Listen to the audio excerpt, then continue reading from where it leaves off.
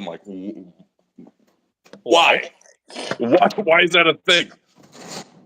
I have nowhere I can mount my gosh. I said I have nowhere I can. There we go. Dude, I hooked this phone up like 5 minutes ago to this charger that's like the fast charger. It's like 35% already. The other one was holding on 1%. Just garbage. I brought my charger out to the garage, but like my phone's awesome. Like it doesn't really like kill the battery all that fast. Although once it gets to 5%, it goes. See you later. Boom. And you're done.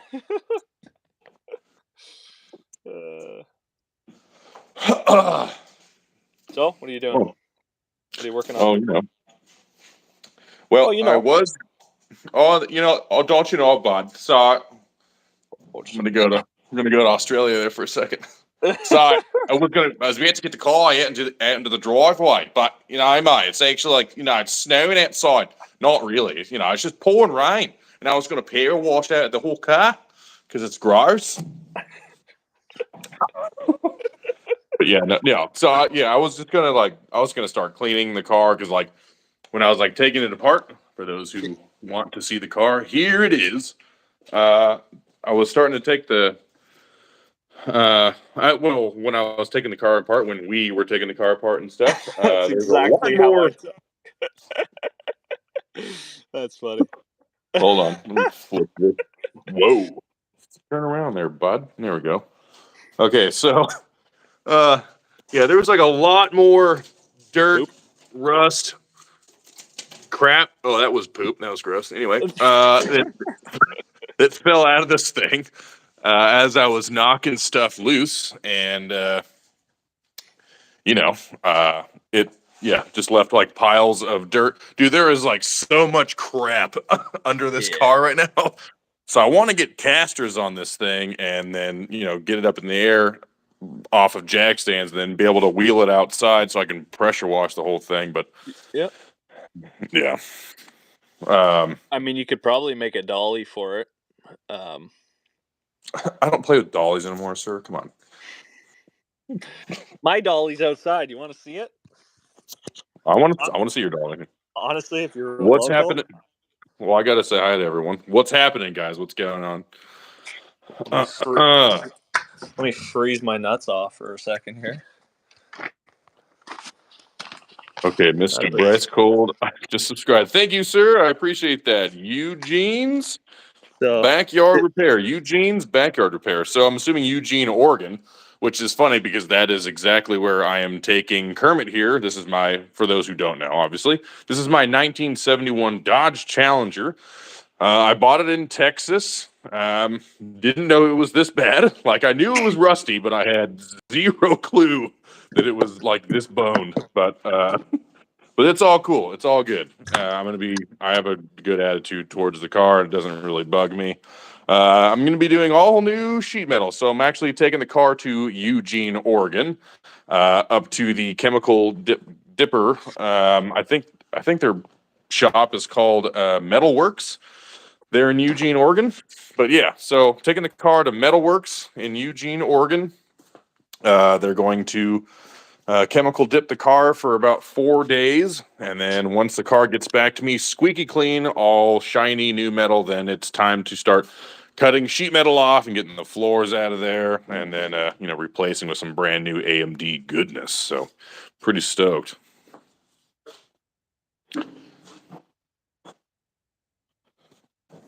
Boom. Did you get that on the coast?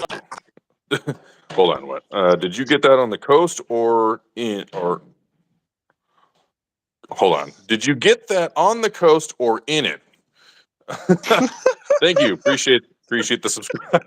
Yeah, this was at the bottom, sitting right next to the Titanic for like 30 years. Yeah. So they pulled this out of the Titanic water for, it was sitting there for like 30 years. So no, like I said, it was in Texas its whole life, and it was a vinyl top car. It was actually, this car is very, very unique for it being a base model Challenger. So it was 318 904 automatic, but It was a console slapstick car with FJ6 Green Go, and FJ6 is a super rare Mopar color. The color was only available from like mid 70 to all of 71, but of all the high impact colors that were painted on cars, only 2% of cars between Dodge and Plymouth were ever painted FJ6. In some circumstances, on certain cars, FJ6 is more rare than FM3 Panther Pink or Moulin Rouge for the Plymouth. But wasn't there another color very similar to the green FJ? Yeah, so FJ5 is a very. I just wrecked my shin on the leaf spring. Oh my god! Still sitting there, dude. That was brutal. But yeah, no. So FJ5 Sublime Green, or Plymouth called it Limelight, is very similar to FJ6, but it's a couple shades lighter on the yellow fringe of the color. So,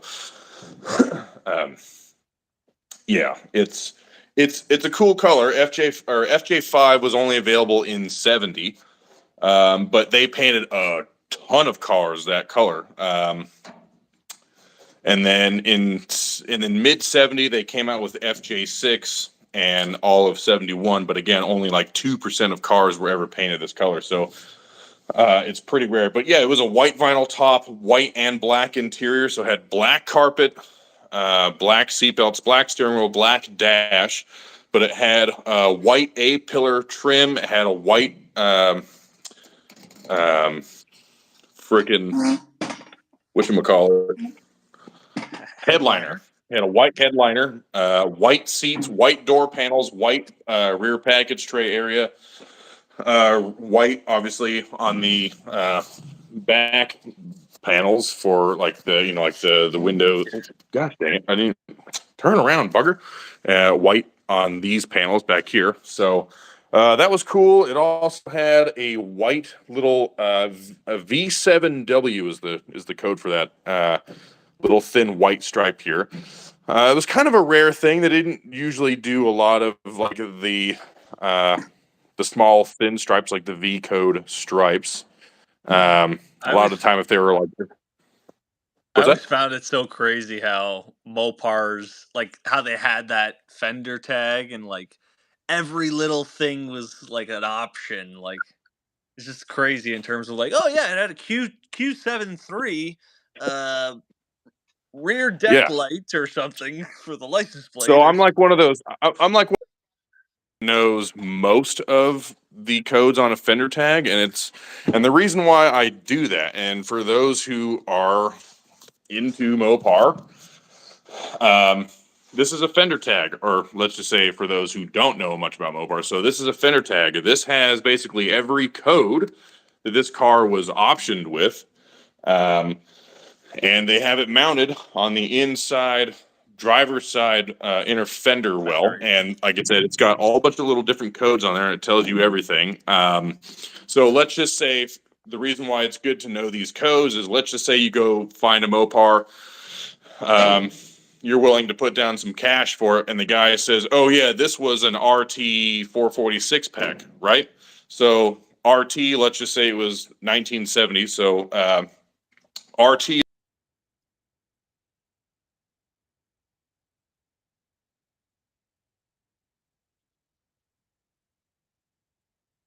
if it was an RT, the code right next to it would have been an S for special.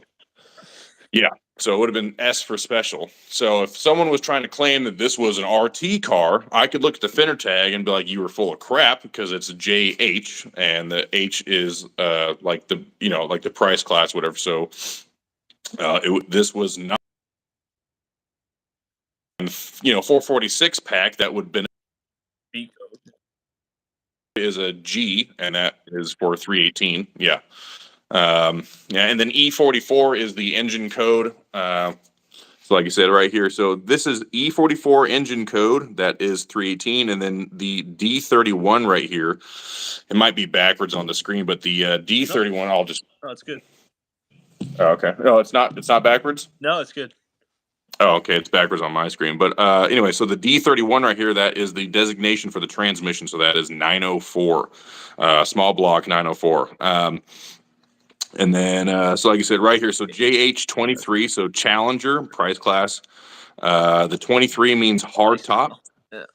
Yeah, so hard top. 21 would have been a coupe, so like the Coronet. My Coronet is a coupe, which is a post window car, essentially. What would Yeah, so what would like an SE be? Would that have changed that number? Like or would that change the class of it? no, so You know, the smaller back window. I think they're called SEs. yeah, they would have had the formal back window. That is a good question. I don't know because the designation would have been RT first, so it would have been JS. Okay. And then an SE, obviously being special edition, I think it obviously it would have been listed on the fender tag. I just don't know where because I don't think I've ever really looked at an SE fender tag. That's a good question. I'm not really sure, but yeah. So then G1B. So anyway, right here, G is the engine designation that for 1970, G meant 318. The 1 represents the year, so 71. And then B was the place of where it was built, the Hamtramck plant in Michigan. And then this was the sequence number right here at the very bottom, what number car it was built. So this was car number 278,505. Now that doesn't mean Challenger, obviously. That just means all the cars, darts, Chargers, whatever, other Challengers. Yeah, so this was the 278,505 car that came off the line in Hamtramck. So it's very similar to like the Fords and the door tags, except the fender tag gives a lot more of like the little options that the car came with, whereas like a Ford fender tag will tell you like the DSO, like the paint color, what type of interior it has, transmission, differential, stuff like that. Right. And Yeah. nothing like, oh, it's got whatever, a white paint stripe or something special about it. You know what I mean? Yeah, yeah. So I mean, like I said, the Mopar fender tag will tell you all of that. So let me look on here. So okay, so right here, Mopar fender tags will give you 2 sets of paint codes. One below right here, and then one up top. So the one below is body color, and the one up top is roof color. So if this car was not a vinyl top car, or convertible rather, it would say if it was just an all green car and it wasn't a vinyl top, it would be FJ6, FJ6. So FJ6 obviously being green go, and then Plymouth called it sassy grass. And then, but the V1W here is the designation for vinyl top, and then the W part of it is the white. That was the color of the vinyl top. So V1W white vinyl top. But and if you look over here, the V7W, that is that little side thin stripe going down the body, and again the W meaning white. The interior trim code right there is H6XW, and so the XW represents, so H6 again meaning interior. It was mixed color, black and white. X is black, W is white. This right here, yeah. So right here is the actual day that it was built, January 27th of 1971, which is really cool because that's my wife and I's. It's not our wedding anniversary. It was the anniversary when we first started dating in high school. So that's kind of cool. Yeah. So it's kind of cool that that's on there. Matches up. Yeah. Eugene gave you Eugene gave you $5 for your first gallon of Evaporust. What happened? Eugene donated $5 for your first gallon of Evaporust. He says you'll need it. Thank you. Yeah, I appreciate that, man. So I haven't even reading the comments here. I've just been kind of going through. Are you taking it? Or are they picking it up? Oh hell no! I'm taking it up there. I'm debating whether or not I'm going to build a trailer hitch for the Coronet and then tow the Challenger up to Oregon with the Coronet. How badass would that be? Towing a 71 Challenger behind my 70 Coronet. Sick. That would be super cool. Just watched the episode earlier and subscribed. Thank you, man. I appreciate that. Something garage. Thank you again. Appreciate that. I just subscribed to Bryce Cold. Thank you, sir. Appreciate that. Bryce, have you been or have you seen Dead Dodge Garage on YouTube? I have. A lot of cool content there.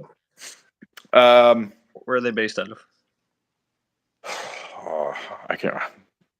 I'm really bad with locations. I don't know. No, it's okay. It's okay. I don't remember. I could go on their channel. Yeah. Check that out. Wow, I junk my 69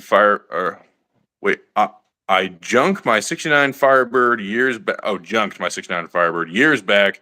Buried to the frame, but less rusty. 70,000 miles less rusty, dude. You should have kept that because, well, I guess this was years ago, so they didn't. Maybe AMD wasn't a thing back then, but I would say a car that is in Kermit's condition here. Let's just say 10, 15 years ago. They would have been like, yeah, freaking right, and then just crushed it. People have been like, there is absolutely no way that a car that is this rusty is even worth it. You know what I mean? Like the freaking roof right here is literally detaching from the body. So sick.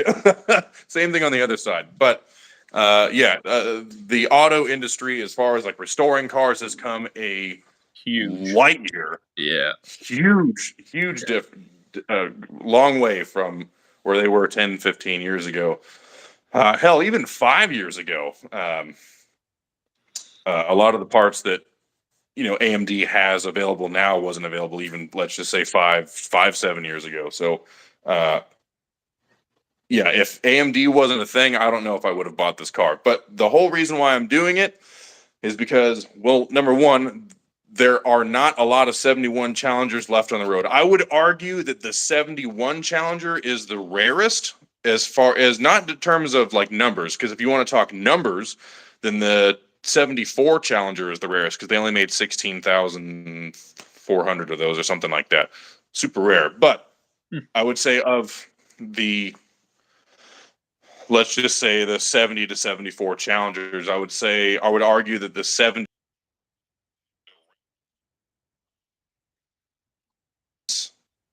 it's a 1 year only car that a lot of parts aren't reproduced. 70 and 71 share a lot of the same stuff, like fenders, a lot of interior stuff. Not the dash.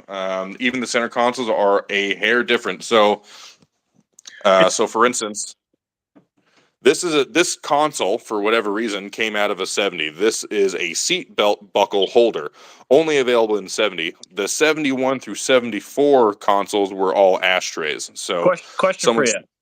Are Yeah. those the same between Challengers and Cudas? What? The consoles?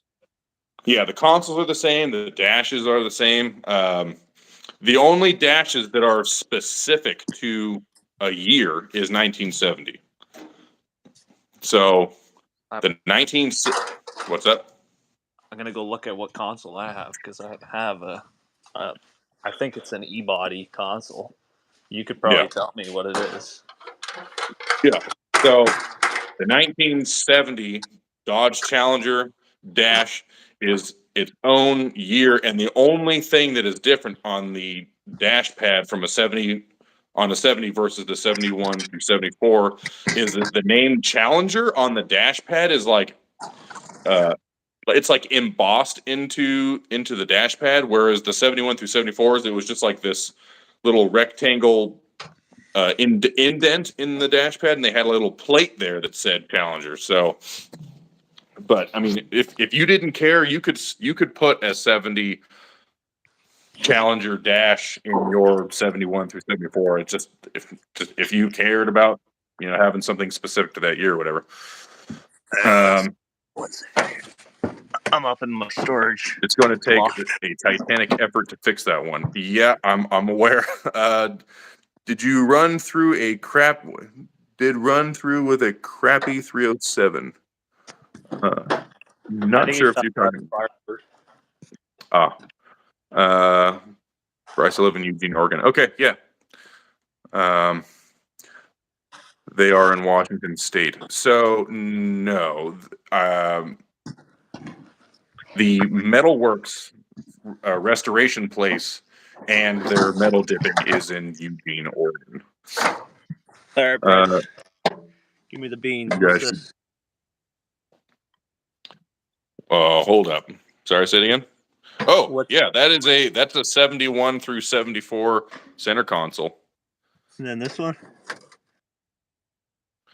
That is a 1970 center console because it's got the longer seatbelt buckle holder space. So this thing? Yeah, that's for a 1970. And then that's a 71. 71 through 74 could be any one of those years. Right on. Yeah.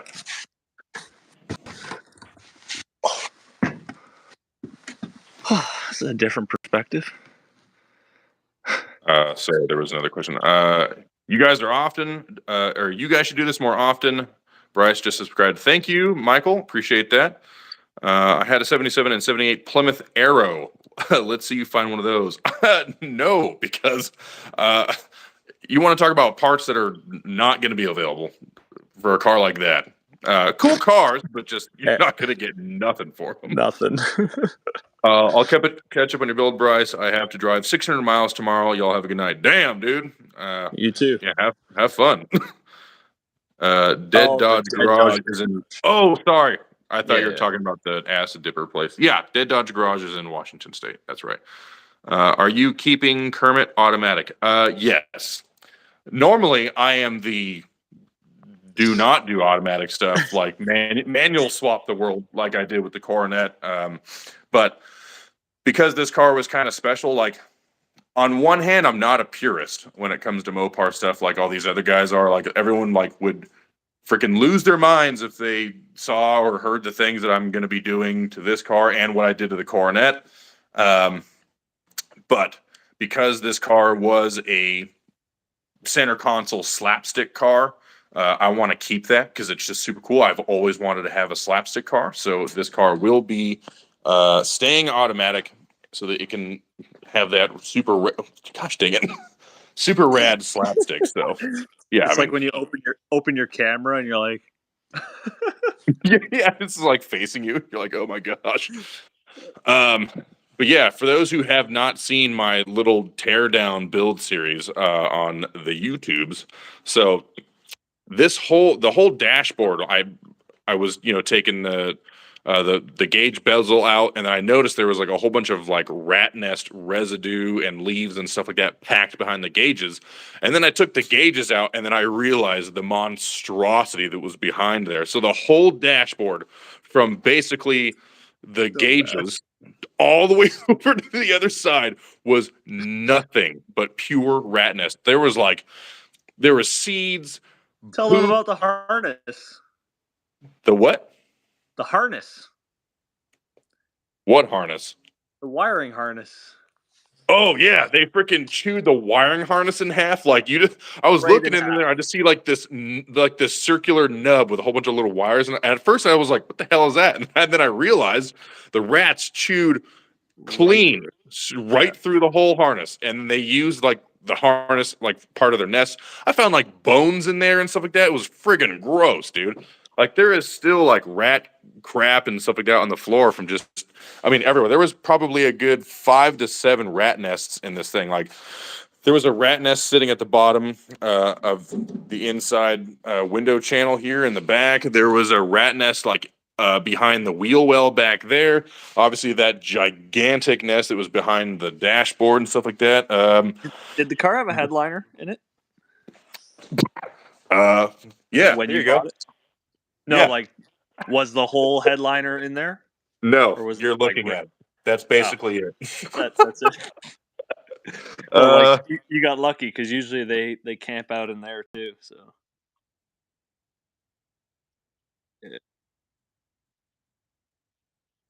So, sun visor. So yeah, it's just powder. Powder. Oh, gross. Yeah, no. The car was basically interior wise gone. The only thing that was there are the seats. Not sure what I'm gonna do with those. Those frames are pretty garbage. So I don't know if I'm gonna keep those seats or not. I'm definitely not gonna keep them to use in the car. That's for sure. Because I'm super tall. I'm like 6'3" or 6'4", depending on which convenience store I'm leaving, and I don't really fit that well in factory old seats. So probably going to do some type of like a more modern seat to hold me in a little bit more, but we'll see.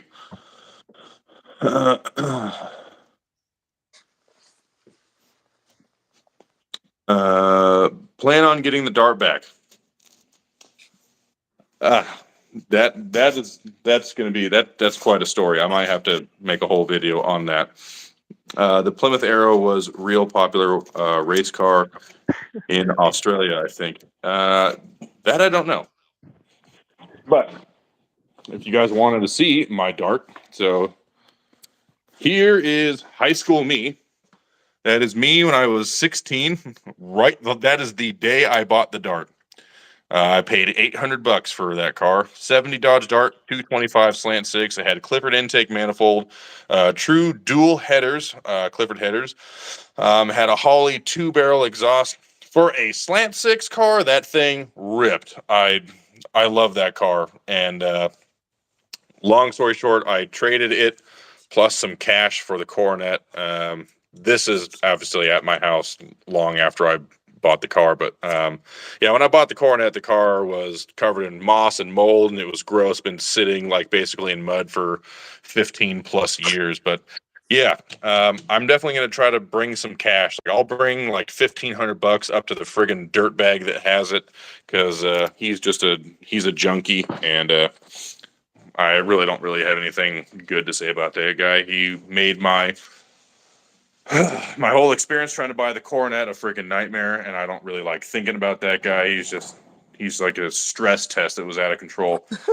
So unfortunately, the dart is in his name, and I'm sure he could use the drug money. So I'll just bring him like maybe like $1,000. I'll bring him like $1,000 and like a high five and like a sandwich or something like that, and try to get the dart back. Case of beer. Yeah, no, I ain't buying him nothing other than getting my friggin' dart back. But yeah, it's sad because that's my first car, and you always hear the people tell you when you buy your first car, especially if it's something cool, never sell your first car. And I was like, yeah, but this is a '70 Coronet. To me, in my eyes, I made the right decision, even though like morally, I wish that I had just kept my mouth shut about the dart, because I first initially was like, well, I'll trade you $1,000 plus my '70 dart that I have. And they were like, we don't want a dart, because I think he thought I had like the early '60s darts, like those ugly First gen. Yeah, like the bulbous headlight ones. Those are just not that good looking. And then once I sent him a picture of the dart, then that changed his tune. And so, yeah, he took the dart. And again, I was only into the car for $800, so I really wasn't losing much. And I brought him $4,200 in cash for the Coronet. He turned me down. And then a couple days later, he called me back and he was like, "Tell you what, if you bring me that dart and $3,500, the car is yours." And okay. I didn't say nothing. I just I borrowed the tow truck, because at the time I was a tow truck driver, and I hauled ass up to where the car was and bought it, and never looked back. And that car it's my dream car, and I'm glad that I have it. I wish I would show you guys right now, but it's sitting underneath a car cover outside, and it's pouring rain outside right now. But I thought you were going to say it's snowing. yeah, no, the blizzard went away. It's the or the quarter-inch of snow that we got, if that, was life-threatening. Yeah, the garage is a little chilly. Yeah. So yeah, no, I do want to get the dart back, but it's just kind of a sore subject on that. I hate because the dart is essentially sitting rotting away in the same spot that the Coronet was, and it's in worse shape now than It's irritating. Gotta go try and get it back. That's the plan essentially. Yeah, I want it back. And here's the thing: if I were to get the car back, even if I don't keep it, I would only sell it. I would like do some hardcore vetting. I would only sell it to a kid who was looking for his first car project, who wants a Mopar, who loves the darts, who would take care of it, love it, treat it right, and get it running, driving properly, and go the 9th mile to make sure that the car is in good shape or in good hands. That's basically what I want to do with the dart. Like, would it be cool to get my old dart back and have it back forever? Yeah, I think so. If my wife and I find another house to buy that's more property and I build a shop, then I'll hang on to it. But if we're going to be here for the foreseeable future, then I'll get it back, maybe clean it up, do some videos, kind of maybe hang on to it like for a while, but then I think I would let it go to someone deserving and who would want it. Who knows? I don't know.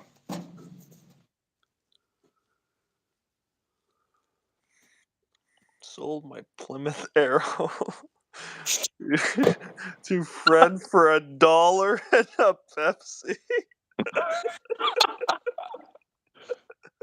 Oh man, that's crazy. I love the unkillable slant 6. Yeah, that slant 6 is that the buzz and half dozen is a ridiculously strong motor. That engine gets a lot more crap than it ever should. I've never seen one blow up. I've seen a YouTube video where they drain the oil out of it with no coolant on a run stand, just pegged to the rev limiter for like 20 minutes, and it was knocking. It was making some crazy noises, and then it sucked through all the gas they had in this tank, and then they let it cool down.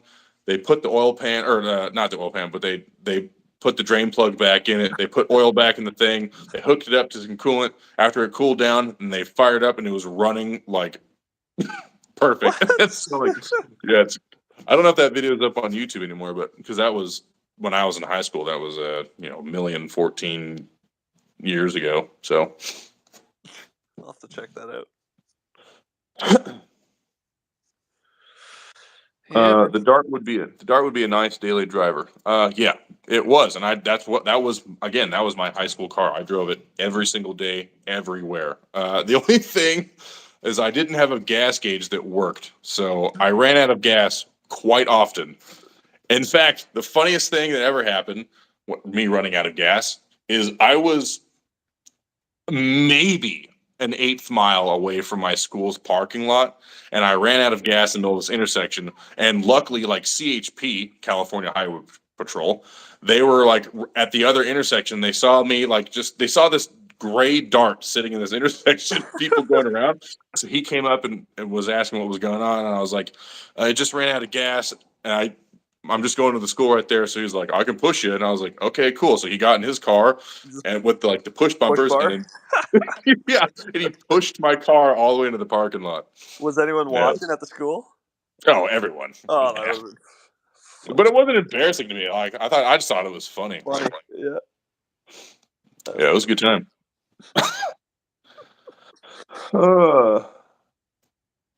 Let's see. We tried even overheating it. Yeah, you can't really.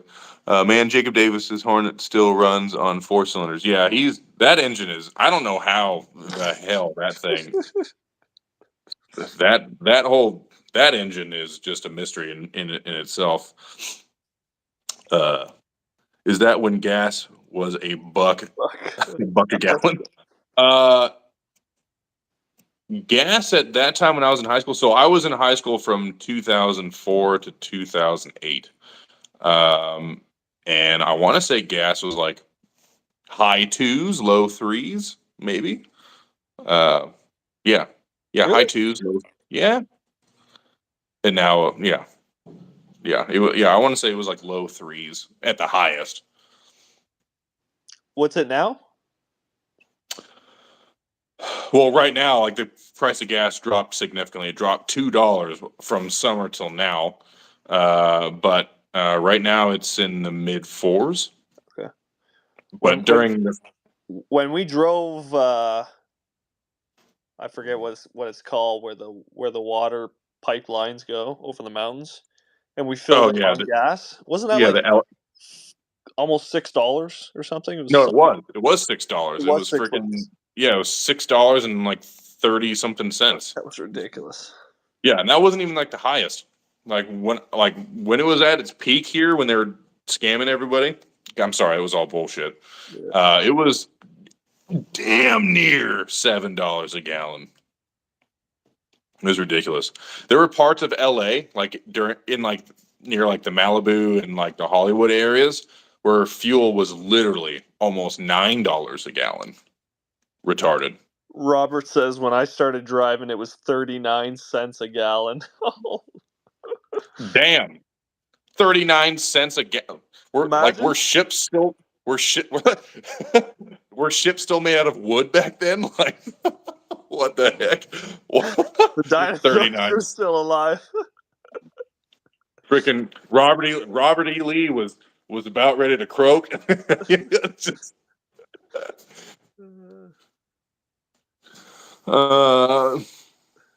My grandfather sold a '64 Coronet 440 to a guy I worked with for $800. Yeah, I can believe that. 64 Coronets are cool. They're not the most like desirable body style, but and if anyone is wondering, 440 on the side of Coronet does not mean engine. That is the trim level, just like Super B. So everyone calls my car a Super B, and it's not. Super B is a trim level, just like 440, 500, RT, that kind of thing. Mod 1, same thing. Yep. Yeah, exactly. Like there's non-Mach cars, right? Yep. And then there's Mach 1 cars.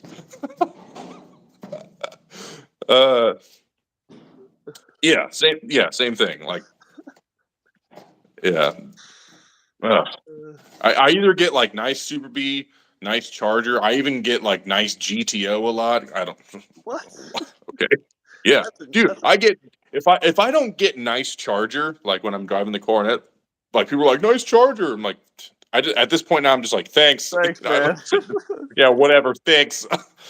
But like some people like at gas stations will be like, what year's your GTO? And I'm just like, what? GTO? I was like, dude, it literally says in big ass letters on the side of the quarter panel, Dodge. Across the back tail light panel piece, it says Dodge. Like, okay. You need a second line where it says Coronet. What year's your GTO? It's a 47, the first year. Yeah. So, yeah, actually, that's funny story because you mentioned the whole 440 thing. There was a 70 Coronet or whatever that came up on Kijiji, which is our Craigslist. You're right. And it had like, if I were to take a photo of the car, the way they took the photo was like this, right? Mm-hmm.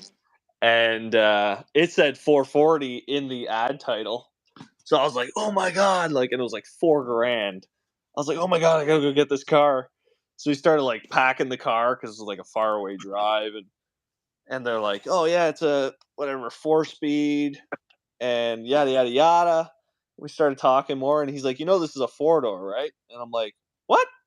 Like, he's like, yeah, it's a 4-door Coronet. I'm like, oh man, like, yeah. Yeah, and like I will admit, like when I first saw my Coronet, I bought the Coronet back in 2014. For people who don't know, when I first saw it and it said 440 on the side of the fender, I got real excited for a second. I was like, "It's a big block car, no freaking way!" And then I remembered, I was like, "Wait a minute, no. There are Mopar cars that have 440 on the sides where it doesn't mean engine."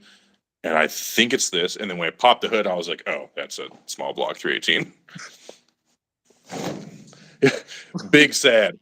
But I'm actually really happy that it was not a big block car, because if it was a big block car, like something cool, I don't think I would have Hemi swapped it. That's not true. I would have been more apprehensive to Hemi swapping the car if it was a factory big block car. Since it's not an RT or a Super B. The Coronet 440 models with big blocks were even more rare. So if it was a big block 440 model car, I would have been a little more apprehensive to doing a Gen 3 Hemi swap. But I think I would have done it anyway. But since it was just a 318 904 car, just like this thing, yeah, 6.1 liter Hemi Viper, Dodge Viper T56 6-speed manual, super fun. My 84 Camaro used to cost $10 to fill every day in the 90s. What the hell? Dude, don't even get me started on petroleum, because it's all a scam. When I was in high school, gas was around 21 to 25 cents. Damn. Oh Yeah, man. yeah. Like I said, back then airplanes were still made out of like balsa wood and stuff. Like the rubber band for propellers. You know? Oh, Nice Elko. Yeah. Oh, so thank you for bringing that up. The first time I got that Coronet running and driving, right? So I bought it in 2014. Within like 2 days of having the car, it hadn't run in 15 plus years. I wish I had a YouTube channel back then, because it would have blown up. But anyway, so I get the car running and driving. I take it up to the first place I took it to was a gas station, naturally. And I'm sitting there filling up. I'm just stoked out of my mind, driving my dream car for the first time. And this lady comes out. I'll never forget it. This lady comes out of the convenience store holding like a hoagie, right? Like a big ass sandwich. She was like, "Is that an El Camino?" I was like, "What? is that a Hema? Yes. Is that one of them? You got one of them Hemas in there?" Yeah, I do. Tree Max? The tree mac with the Hemi? Yep. But yeah, so the inside joke between my friend Amanda, because she has a Coronet too, who coincidentally was power washing the car. She took her car to like a coin-op car wash. Okay. With her husband Andy, and I guess someone came up to Andy and asked if that was an El Camino that they were pressure washing. And he's like, "No," and then he's like, "Dude, I instantly thought he lost it." So not only does Amanda think that the El Camino story with the Coronet is freaking hilarious, but now she has her own El Camino story. Yeah. How do you look at those cars and think El Camino? Like, dude, come on. That's a nice El Camino you got there, brother. Yeah, thanks. I appreciate it. I need to make more stickers. Yeah. I need to make more stickers. I honestly need to make shirts and hats. That's kind of next on my list of things to do. Yep, Badged 440 had a 318, which was replaced from new with 200 miles on it because it died. Yeah. I kind of prefer the base model of Mopars. I do too, because they're not $1.5 billion. They're, almost $1 billion. Just $1.5 million. Yeah, I'm also one of those Mopar guys that thinks that the overhyped price of Chargers is stupid. Like, it's dumb to me. Like, I think that why Chargers are so freaking expensive compared to other B-body Mopars that are just as cool, in my opinion, is beyond me. I have no clue. I am not responsible for those idiots who price the Chargers. Not my doing. If I could price Mopars, they would all be within. Like, let's just say you find a good, solid driver car, small block or a 383 or whatever, but it needed a lot of work. I would price them anywhere from, like, let's just say 10 to 14,000. I think that's pretty reasonable, but not 28,000 for a freaking rolling shell that is covered in holes with no engine, no transmission, barely any interior. Is ridiculous. There was one listed the other day. It was 25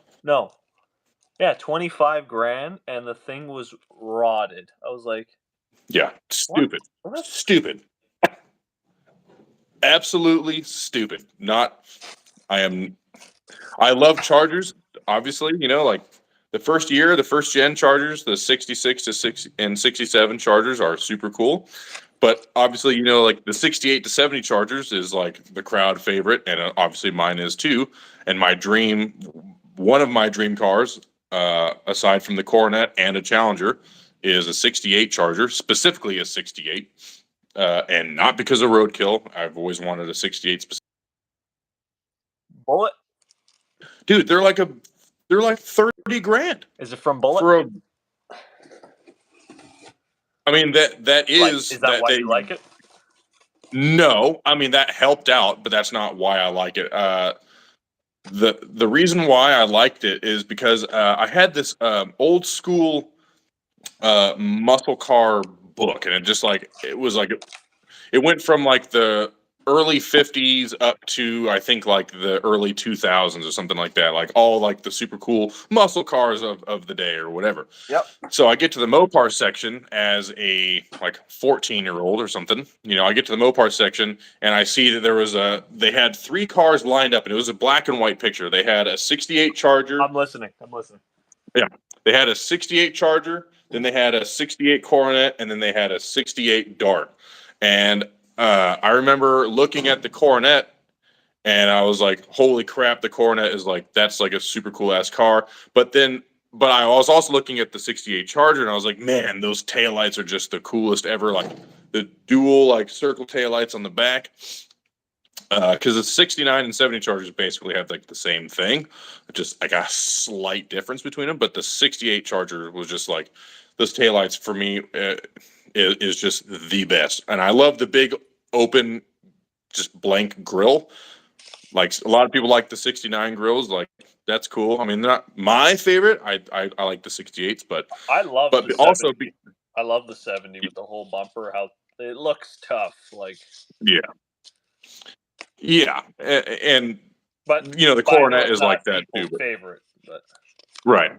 But yeah, so because of that book, like I had this crazy fascination with wanting to get a 68 Charger and a 68 Coronet. But the Coronet in general, is my the Coronet is my dream car. And so the fact that I found a 70 was like I lost my mind, and when I bought it, like I couldn't believe it. So super stoked that I got one. But yeah, I'd love to get myself a 68 Charger. I get less than 1/8 tank in my Tundra for $10. Yeah, that's dumb. I may be old, but I got to experience them when they were new. Yeah, that is something I am jealous of. I wish I could go back in time and look at all these cars freaking brand new. Like I'd give anything. Wasn't too much. That, like walking into a dealership and there's all classic cars, like brand new, showroom condition, never been driven. Yeah. Okay. Yeah. Yeah, for sure. The dealerships. Yeah. But never mind that. You can go out, you could turn around in the street and everyone has got every single old, like, oh my gosh, dude. My dad tells me stories of like when he was in high school, and he's like, yeah, there used to be like a lineup of Boss 302s just in the parking lot. It's like, yeah, we had a grabber green one, a grabber blue one. Like, I'm like, man, those were the freaking days. Like, I wish if I could pick any year to go back to, I would want to go back to like 1972 because everything cool was already out at that point. Right. See, if it was like, what year would you like to be born? I would probably say like in the or like middle 50s. That way, when I'm like able to drive, it's in the muscle car era. Yeah. But yeah, man, we missed out. Yeah. But at the same time, I don't think we did miss out because I think people nowadays appreciate those cars more now than they did then. Mopars are beautiful cars, just crazy expensive. Yeah, that's. And again, I'm a Mopar guy to the core. I mean, I love everything. I'd love to have myself a couple Fords. There's a Chevy I'd like to have, but okay, there's a couple. But I'm a Mopar guy, like to the core, and it makes me sad how much these things are being priced at, and it just sucks. But just like the Chevelles are beautiful cars, just out of reach price wise. I feel like you can get a 68 to 71 or 72 Chevelle.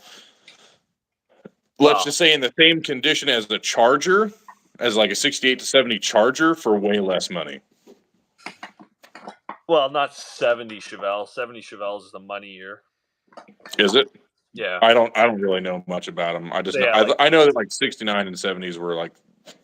Yeah, like 68 to 69 was like that one body style. Then 70 was like the top dog, I guess you would call it, in terms of like what people want. And then 71 to 73 was like the rest, which is very similar in body style to the 70. It's just the little differences. It's like saying a 70 CUDA versus a 72 CUDA. You know what I mean? Right. I would still love a 72 CUDA. Like I have no hate towards a 72 CUDA. Yeah. Again, those round taillights on the 72s are super sick. Yeah. Love them. I thought it was 68, 69, 70.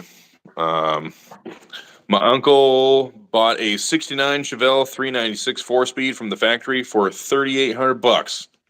That's crazy. But then again, you got to think $3,800 back then were a ton of money. Yeah. That's like a $30,000 or $40,000 car nowadays, which you can't buy. Right. Like what my brand uncle new had car can you buy for like 30 grand? Right. Yeah. My uncle had a 71 with a 4-barrel rocket. Would that not have been 71 what? Wouldn't that be like a Cutlass? The rocket? Yeah, the rocket engine. Yeah, I was gonna say, isn't that like? I thought it was Oldsmobile. Or no, Old's rocket, or is it Old's? I don't know. I'm sure he'll respond. Buick. I don't know. Buick rocket. No, it's Old. Or Olds. No, I think it's an Old. I think it. Yeah, red rocket. I think Red rocket. My stepdad worked for a used car lot, and you would not believe how many cars or how many people traded in muscle cars for a family car because they could not handle the horsepower. Which to me is insane because, Chrysler is now putting out, freaking 840 horsepower cars, like, or Dodge, I should say, but same thing. But yeah, I guess for those times, ridiculous. 300 horsepower was ridiculous on a bias ply tire, like be like skating on. So the 446 pack put out 375 horsepower. The 426 Hemi put out 425 horsepower, but was actually not really accurate. They were actually closer to 490 horsepower, and then if you put long tube headers on them and got rid of those super restrictive manifolds that they have, they literally gained 60 horsepower. That guy that lives in Quebec, Nick? Yeah, Nick's garage. He did that experiment on his dyno. So he put on, like, it was a factory spec 426 Hemi. It was on that engine he calls the Keeper. He ran it on the dyno with the factory exhaust manifolds, and it was like 491 or 492 horsepower, something like that. And then he put on the exhaust, and then he put on like long tube headers. Yep. And dude, it literally 60 horsepower jump right off the bat. It was like 550 something horse. Insane. Crazy. Oh, shiz. Oh. Sorry, I'm just cleaning up.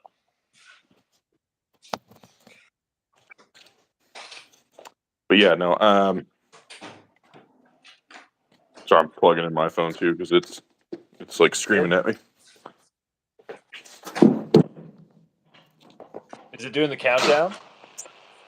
Huh? Is it doing the countdown yet? No. No, I was plugging in my phone. You're not. No, I'm saying you're not. Like the phone's not doing the countdown. The 5, 4, 3, 2. Oh no! It hit. No, it did. So it hit 5% literally like a second ago, and now it's at 3, and I just plugged it in. Oh jeez. It was like 5, and then I was like sitting like, oh gosh, I'm like trying to plug my phone, and it was like 4. I was like, oh, no. like 3. I don't know why it does it. This is the only phone I've had that, like, once it hits 5%, it goes quick. But from 100 to 5, it all day. Wow. Is a shop ever clean? No, it's not. I clean it every single day. Dude, I try to keep my garage clean, but let me just give you guys a little gander here. Let me just rub this off real quick. that sounded weird. Yeah, my garage is now full of, well, my tools are out. Trash can is full. Tools are all over my bench over here. I got crap happening over there. I got parts. So this is like, my bezel, my gauge bezel. I got my steering wheel and steering column. My friggin' center console. And then over here is my other workbench that is piled full of freaking Challenger parts. So, the red fender there is off of a real RT70 Challenger. If one of my fenders, if my passenger fender is bad, and I think parts of it is from it being like smashed, then I will use that 70 Challenger fender. And the 70 to 71 share the exact same fenders. The only difference between a 70 and 71 Challenger fender is, see the little emblem right here? It says Challenger. In 1970 was the only year, or well, at least for Challengers, was the only year where they had punched through emblems. Like the emblems have like those little pegs that go through the fender, and then like the little nuts on the back. Yeah. 71 through 74 all had like they were all like stick-on emblems for whatever reason.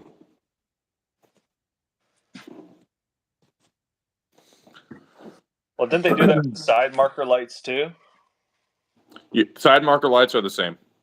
No, like weren't they stick on for like 72 and up? No, so 1970 and 71 was the same marker light setup. It's like this cool like little rectangle, but it's like angled at the front.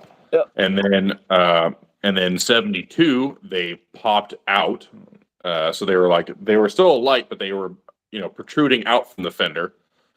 73 same thing, 74 same thing, but they did the same thing in the rear of the quarter panels too. So they weren't as nice. They looked more like a stick-on feature than a trimmed piece, right? Yeah. So the 70 and 7. Oh, turn you guys sideways there for a second. So the 70 and 71s, marker lights had that shape. They were like a rectangle on one side, and then kind of like had this little swoop. You can kind of see it like right there, but.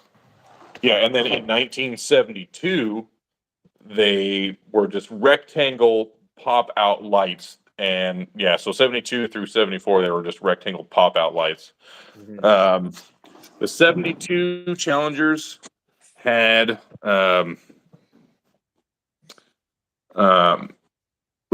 there we go.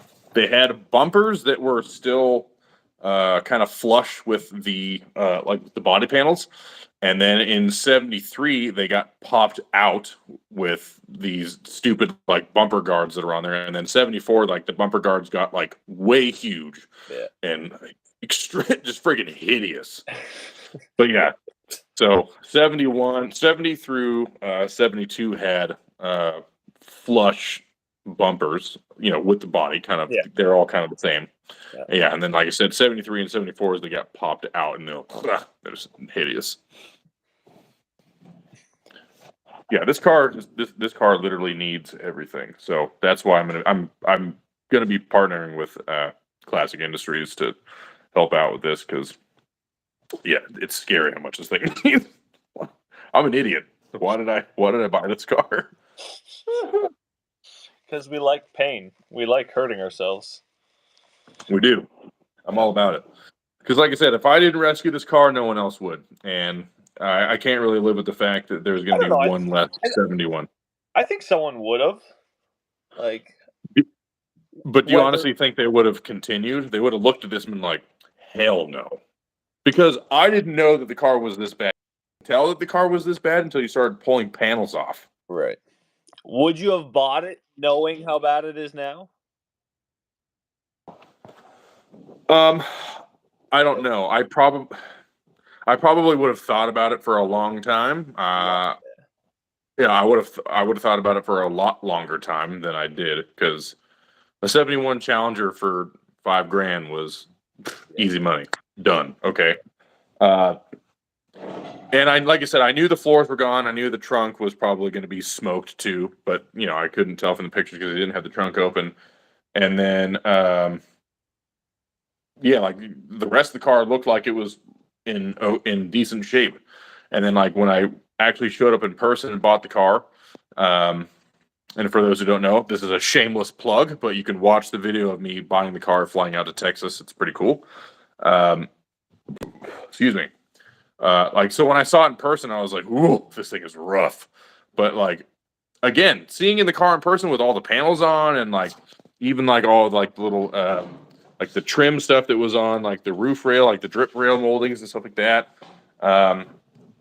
I had no idea. I mean, obviously, I could see the A-pillars were done. I could see that the roof was done. So in my head, I was like, okay, I'm going to be doing floors, trunk, roof skin, A-pillars, and maybe some work to the quarters and the door. Like, no big deal. And then as soon as I started taking the car apart even more, like I just kept finding more and more crap wrong with it.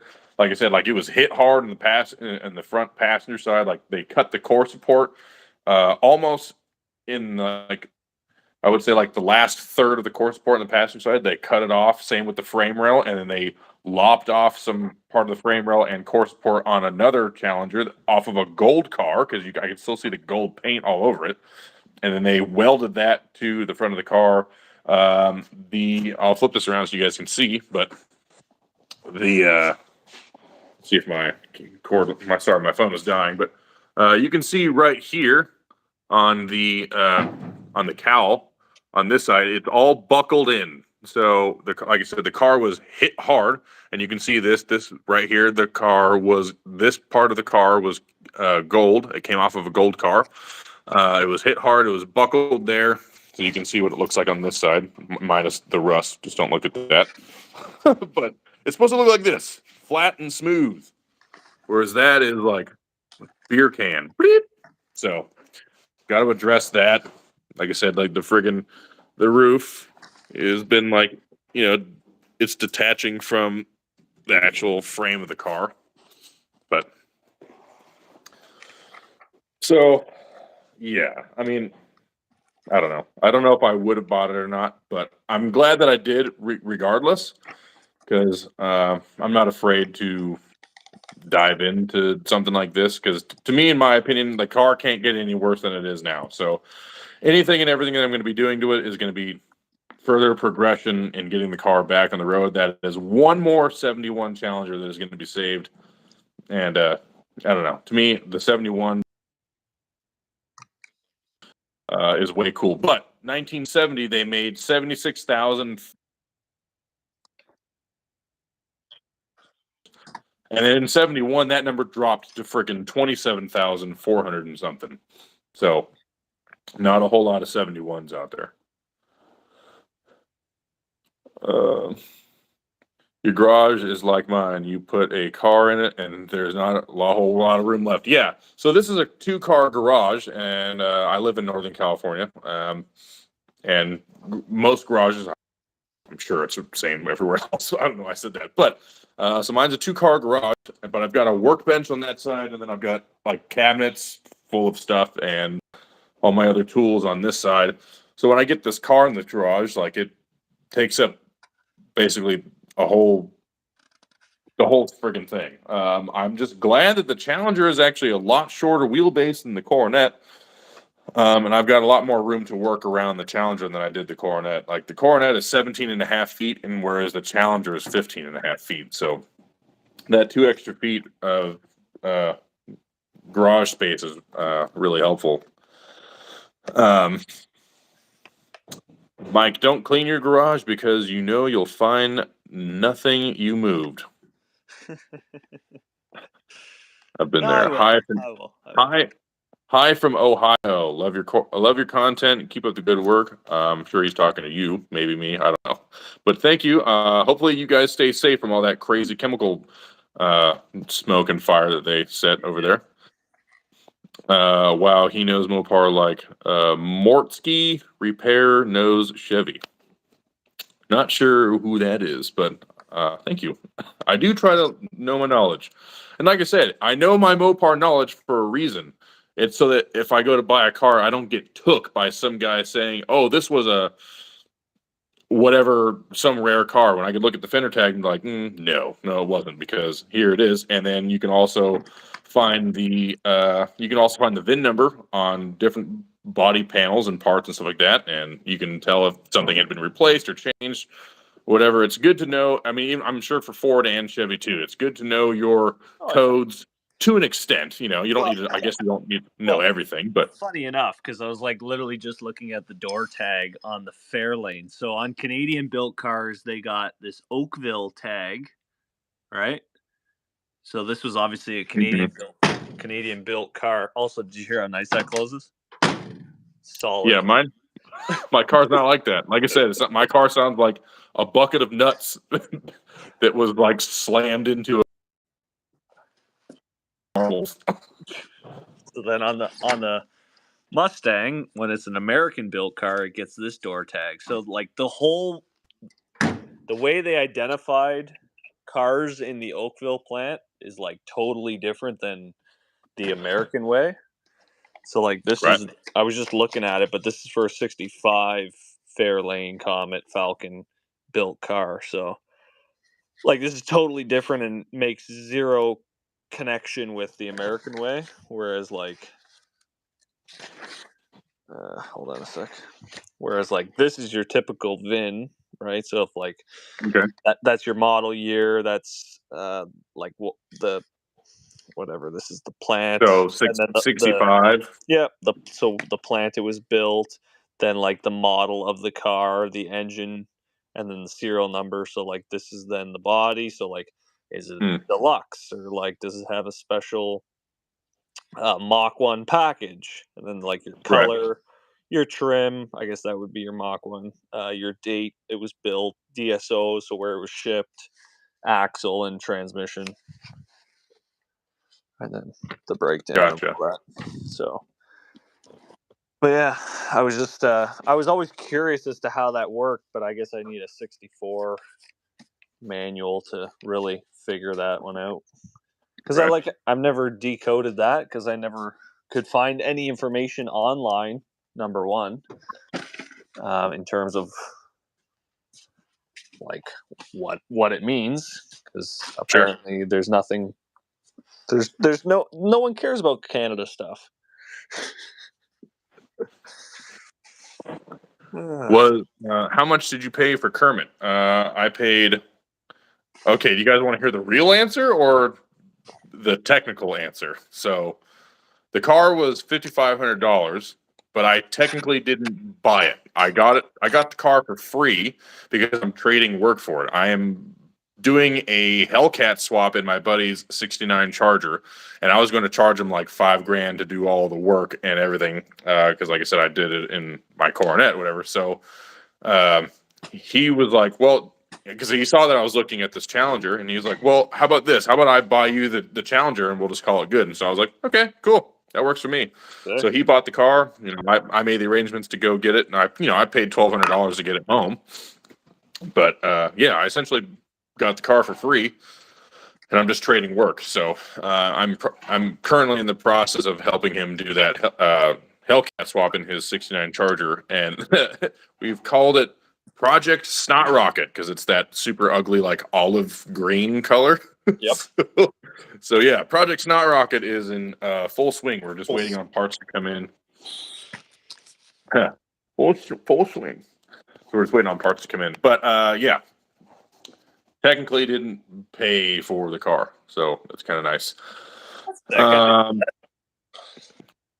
Was Kermit's rat infestation worse than the black coupe, Mike? Yes, it was worse than the black coupe. Yeah, I'd be real hard pressed to find anyone that's had a worse rat infestation. I'm not saying that there isn't anything out there, but this was like a rat hotel, dude. Like disgusting. So like we bought a 70 Cougar, and that was a raccoon mess. Oh no, sorry. Yeah, so that was one, and then we had a 65 or 66 Mustang coupe that was at a scrapyard, and something got into it, and there was shit everywhere. Like it was disgusting. And I would say that competes with like where Kermit is in like the disgusting scale. Yeah. Yeah.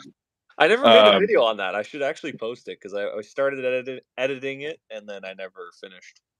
Yeah, you should do that. But yeah, this car. So the guy that I bought it from, he only had it for like 4 months, and he was like, "Yeah, I'm just gonna sell this." Nice. So yeah, he actually lost money selling it to me, but he bought it from a guy who had it in a field in the middle of Texas, in East Texas, like near like an hour north of Dallas, kind of near the Oklahoma border. So he had it sitting in a grass field for like I'd have to guess to be super accurate, like 30 something years. I mean, at least. Yeah. With the amount of rot that this thing has and like how long it's been off the road, yeah, I would say it sat in that field for freaking 30 something years. So yeah, like every walk of life, raccoons and rats just made this thing it's their home. So it's pretty gross, but I'll get it fixed. Expand a foam shell be better than new. Expand a foam shell be better than new. Expect. I don't know. I'm not sure. Mike, don't you have a dart? Yeah, you have a 68, right?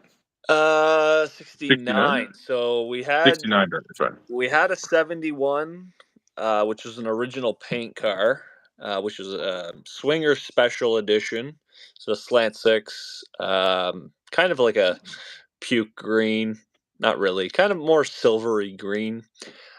Black interior. Thing was a time capsule, original paint, just like super clean, but it had like dings and dents and all this other stuff.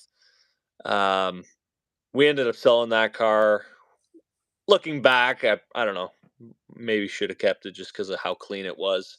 Vinyl top, black vinyl top, and literally could have just dropped a small block or a modern Hemi in that thing, and just would have been so killer. Anyways, we sold that.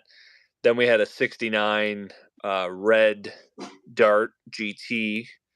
We ended up selling that as well. So now we have one 69 shell that we got. So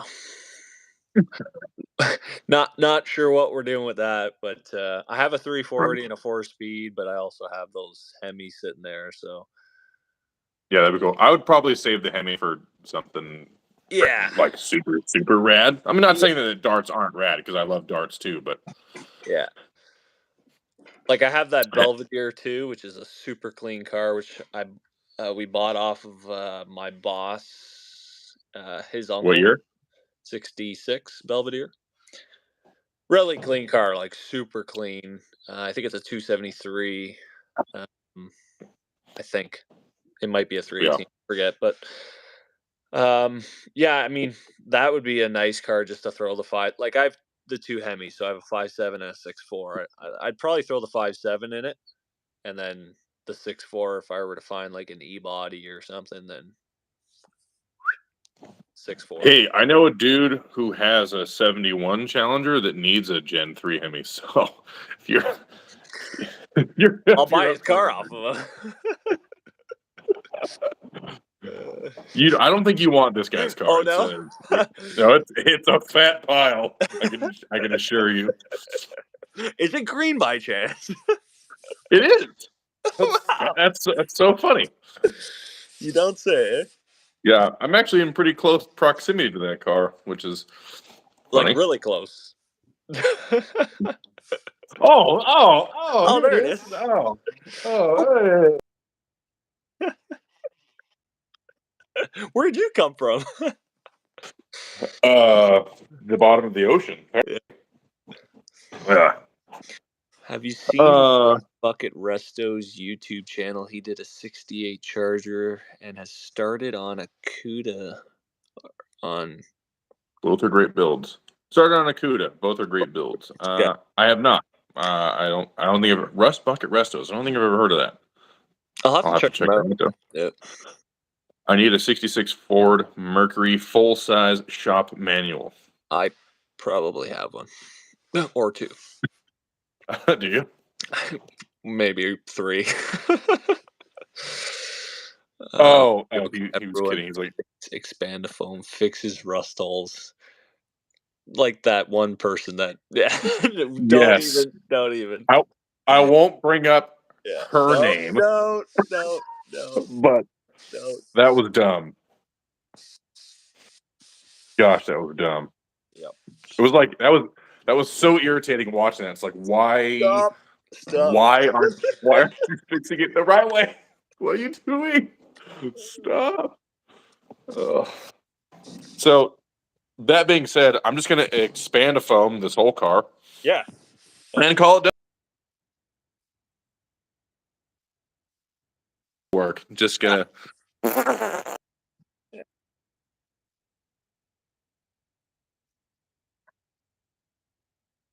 Good as gold. Oh, it's so sad seeing this car. Like, so that's the other thing that I don't understand. Like, it's so irritating to me. Like, how could you rot away into the dirt, dude? Like, I don't.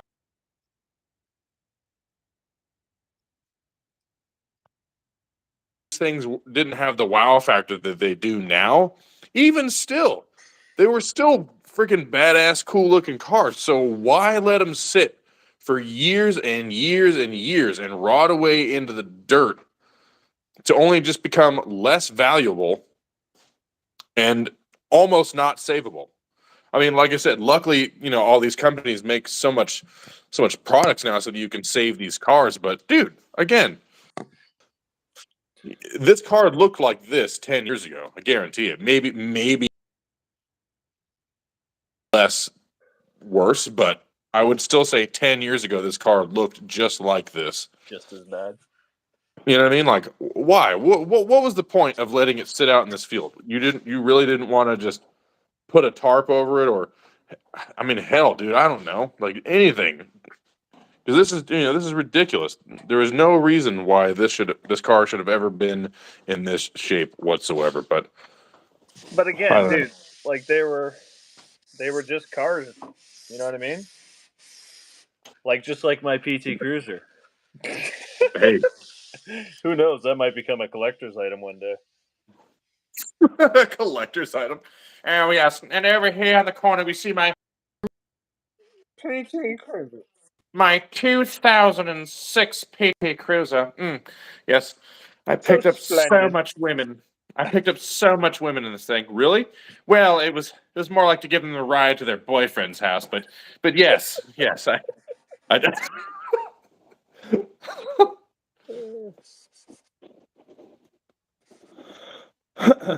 the Charger was very rusty, and after replacing all the panels, he said he had to purchase a firewall, roof, and title, which is hilarious because that's basically all that's good on this thing. Not the roof. No. But the firewall and title is good.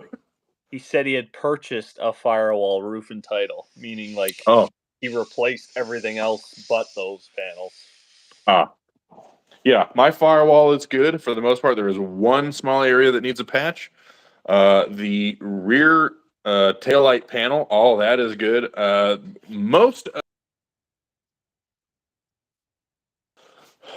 dang it. Sorry.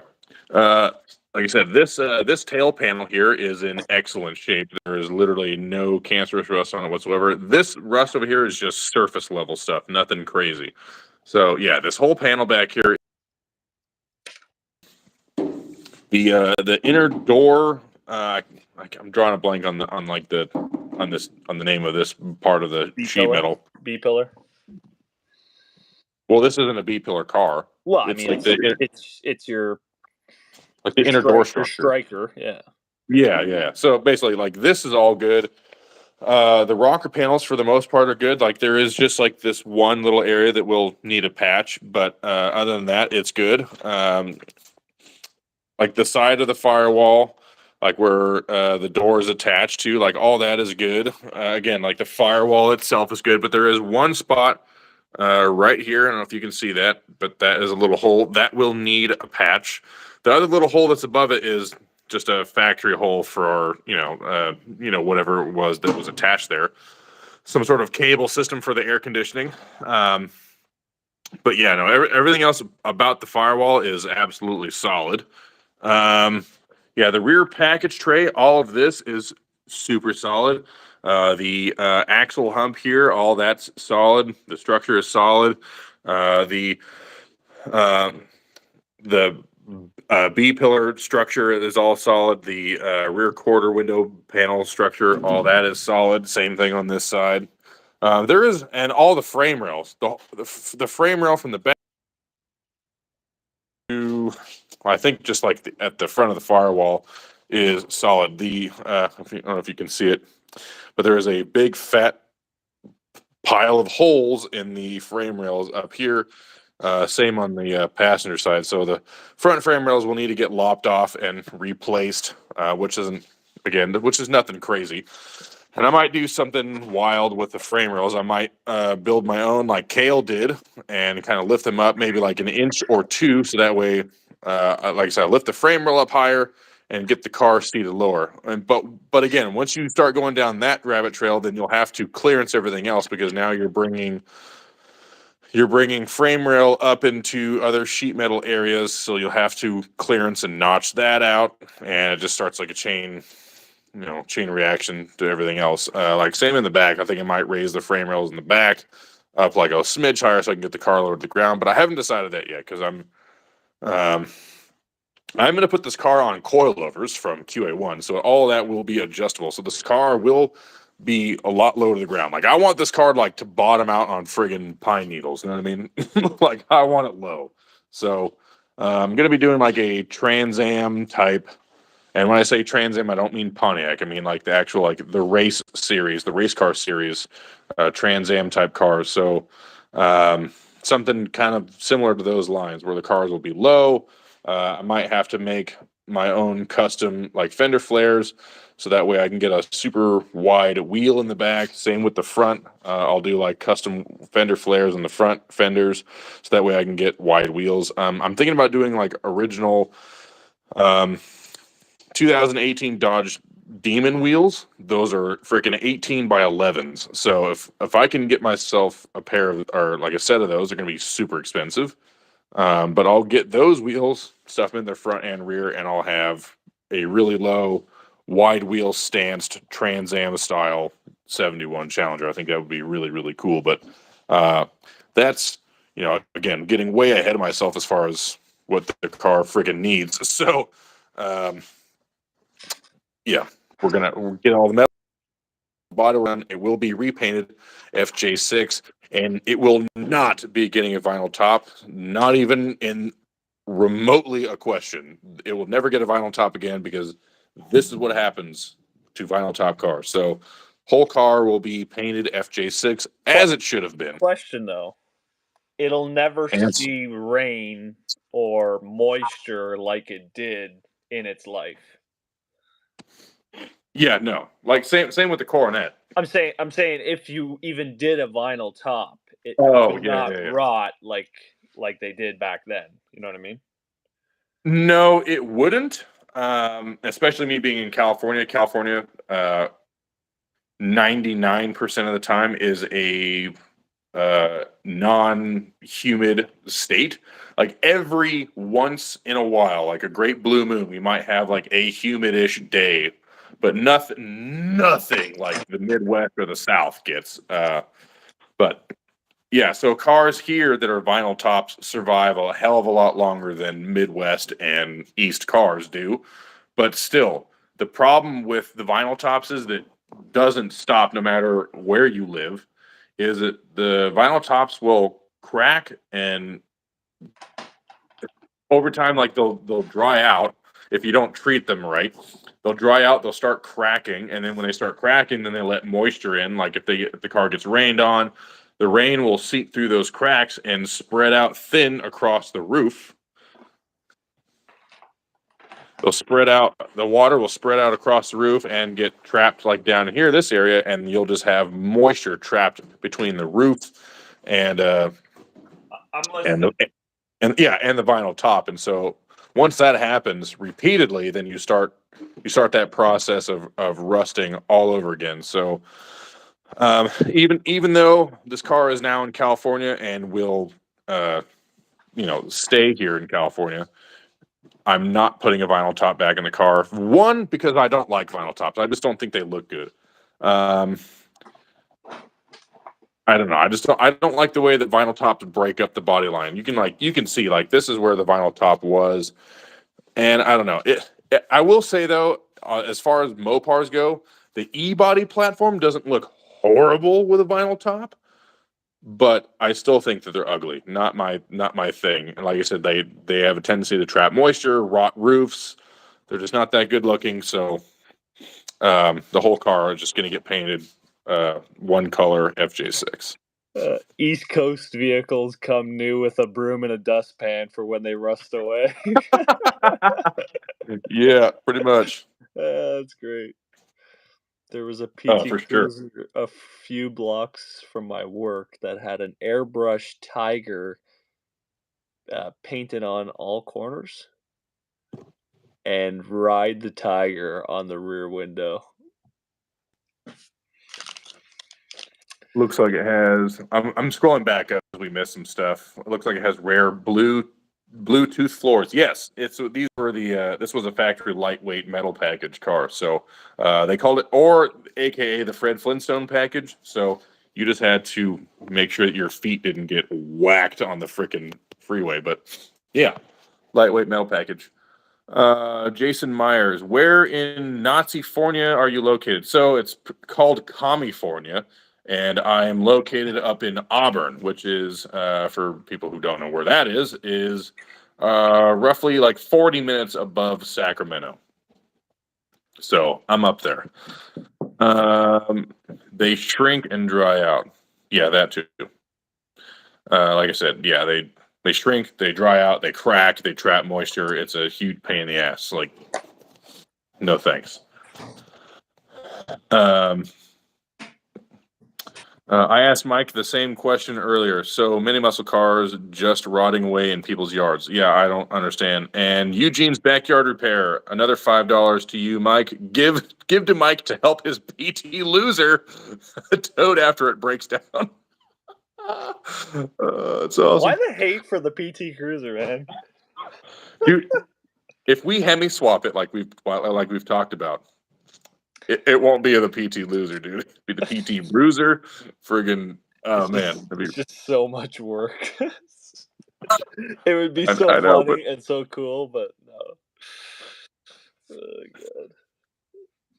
God. Jason Meyer says, hello, I still haven't started on my 65 Ranchero yet. What the frick are you waiting for, man? You know, you got 24 hours in a day. You got 8 hours dedicated to sleeping. Let's just call 9 hours dedicated to work. Right? So that leaves you with, 7 hours left over? Something like that? You can make time. Just all you got to do is maybe an hour a day. Doesn't have to be much, but 5. Slowly chip away. Yeah, slowly chip away. You know, what's that saying? You can't eat an elephant in one bite, but you can eat the elephant slowly, like one bite at a time or something like that. Yeah, I think that's what it is. You can't eat an elephant in one bite, but you can eat the elephant in one bite at a time. All you got to do is start, man. I've never heard that one. I've heard like Rome wasn't built in a day. Yeah, Rome wasn't built in a day, but like I said, yeah, like you can't eat an elephant in one bite, but you can eat an elephant one bite at a time. Eugene is spending a fortune tonight. Well, they I don't know. Well, I'm not sure what you're referring to. Maybe like the dipper, but the dipping process is only going to cost $2,100 just for the shell. If I want to have doors and stuff like that done, I think it's like another $100 per door or something like that. It's crazy. Michael DaCosta, I do it for a few YouTubers. Laura Foisey, QA1, yes. I have a '67 Fairlane that had a vinyl top. That is gone now, and the steel top under it looks like the surface of the moon. Yeah, I feel you. I'm looking right at it. Yeah, California, they shrink and dry out. Our humid days are covered with fog. Do you know Jerry? Was a race car driver. That what's his Instagram? That guy with Fords or something. That guy with the Fords, or I forget the exact name, but he's on Instagram. He's got a '68 coupe, and that was basically the same thing with the roof. It was just like completely rotted from a vinyl top. Oh wait. His page is called The Guy with the Fords. That guy with it. Yeah, that guy with the Fords. Yeah. Right.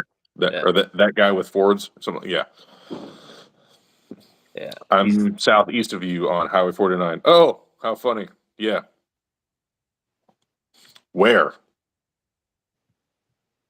I mean, you don't have to give me your address, but where on Highway 49? What's your address? What's your friggin' address? Okay, and then Robert lives in Sacramento. Yeah, I'm sorry. I don't know how you can live there, man. That stresses me out just driving through there. It's too crazy packed full of people. Not my. I have to heal up and get off temporary disabled first. I see what you're saying. Okay. Did you see Mike's roof on his ceiling? Did you? On what? I'm just sliding in here. I've seen a lot of Mike, and I don't know if I've seen his roof. We shared a hotel room together. we did. You didn't see the roof? Oh yeah, I saw that. Sorry, I wasn't sure what was referring to. Old news. Yes. Oh, okay. 1 second. I gotta just say goodnight to the wife.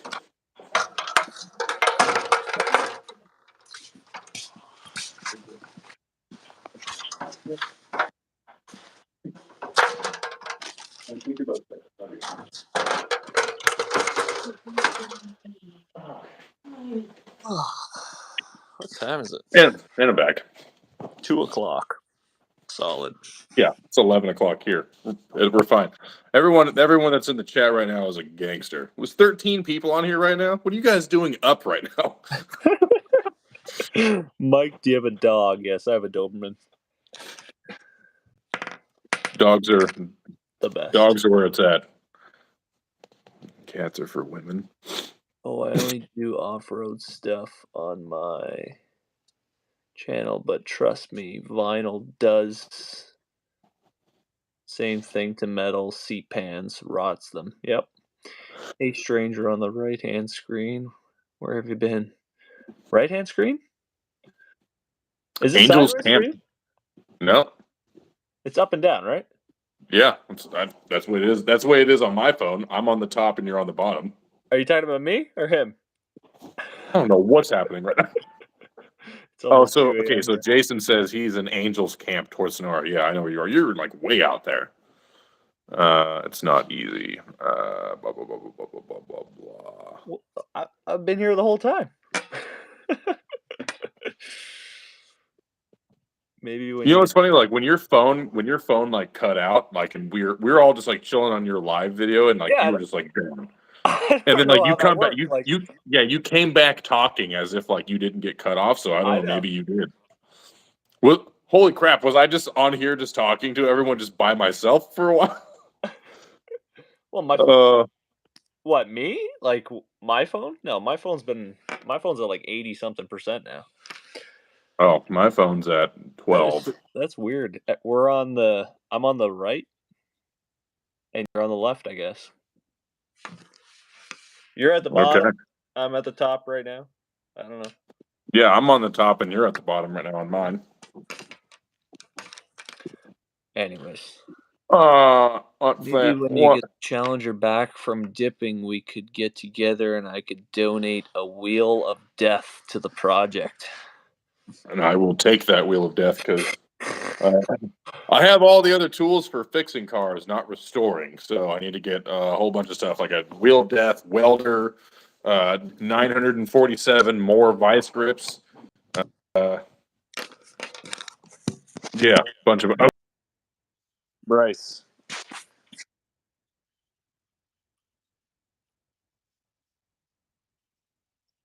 It's a 1970 Dodge Coronet. So, Instagram, Bryce Cold, or if you go to my YouTube channel, you can see it. I took it on Power Tour last year, Mike too. Yeah, I bought that thing. Like I said, in 2014, it was rotting away into the ground. I would show you guys right now, but it's raining outside, and it's out in the driveway underneath a car cover. Because I've got obviously the Challenger here in the garage that's torn apart. So, yeah, so the Coronet is my dream car. My second dream car, like right below that, would be a '68 Charger. Honestly, I would take the '68 to '70. Any one of those Chargers, but specifically a '68. And then right below that, in third place, is a Challenger. So I have two of my top 5 dream cars, and my other like dream car is not even American. My 2 other dream cars are not American. I'll let you guess, Mike, if you want to take a gander at that.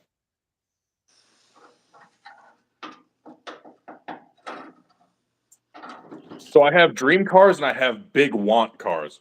My big want car is like a '68 California Special Mustang. Okay. I'd love to have one of those. But like a dream car is something attainable or like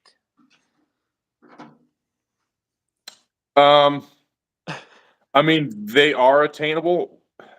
So it's funny, is the last place dream car of mine, I actually was able to sit in one, but I couldn't fit in it.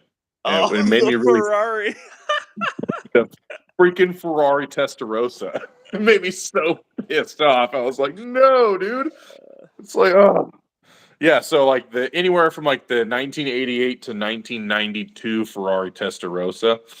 I don't know why. I just think that car is just so damn sick, especially if you do like a bigger black wheel. Oh, so cool.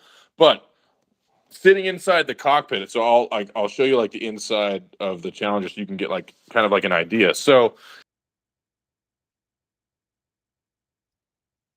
panel right here, like in this goes hard 90 to the firewall, not in the Ferrari Testarossa. No, sir. So at this point, there is a wall that goes this way, and it shoves your feet all the way into this corner. And there's, like it also has like a big, like trans tunnel area, I guess. So it walls you in, but it funnels your feet at like a 45-degree angle to 2 pedals that are like Earth, 3 pedals that are like this far apart.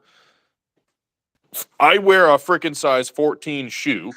I'm 6'4", so I couldn't even get my damn knees underneath the steering wheel. The seat didn't really scoot back at all, and so I just had like my dreams crushed. Like when I sat inside the Ferrari, I was soaked out of my mind to see it. And once I sat in it, I was like, oh no.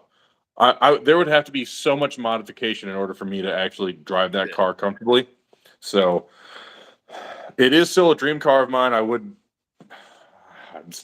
know. I'd still like to have one, but it's just not practical. But my other European dream car is, I'll give you a hint. It's got a Ford engine in it. Pantera. Yes, the Di Tommaso Pantera. Son of a bitch, that's a cool car. Big want. Yep. My screen on the right too. Okay, God bless you both. God bless you. Thank you, Bryce. I'll check out Bryce's channel tomorrow after coffee. Good night, Mike. Check out that Blazer video I sent you. I will. Good night, everyone. Jason Myers. It's snowing here right now. Yeah, it's not snowing here in Auburn. It's yesterday and the day before, but it was like nothing that really stuck. I mean, I had a little bit that stuck, but nothing crazy. Robert, a Yugo, and a Citrion. No. Although I do have a couple guns from Yugoslavia, so I do have that. A Viper is kind of set up like that. Yeah, that's what I've heard. And a Viper is in the category of like big want. So like I have dream cars and big wants. The big wants are cars that I want to get that are feasible for me to actually like purchase, and then dream cars would be like again my Coronet, which is obviously is feasible to buy, a Charger, a Challenger. So I have the Coronet, I have the Challenger, but then like the Ferrari Testarossa is not really attainable and not really feasible because I'm just too big for the freaking thing. And then the Pantera Di Tommaso Pantera, like I've never sat in one. I don't know what the seat situation is like, but I know a guy who is tall who owns one, so it can't be bad.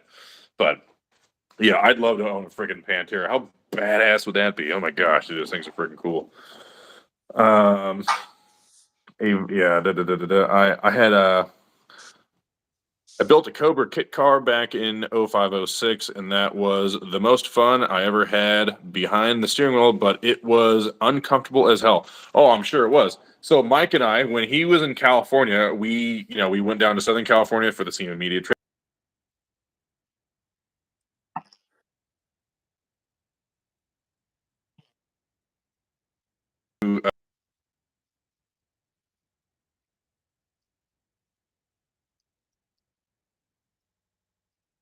What was that place called, Mike? It was Treasure Island. Tony Bush Jr. Tony Bush Jr. Yeah, Tony Bush Jr. He's like, I did it for the whoosh. Dude. I did it for the whoosh.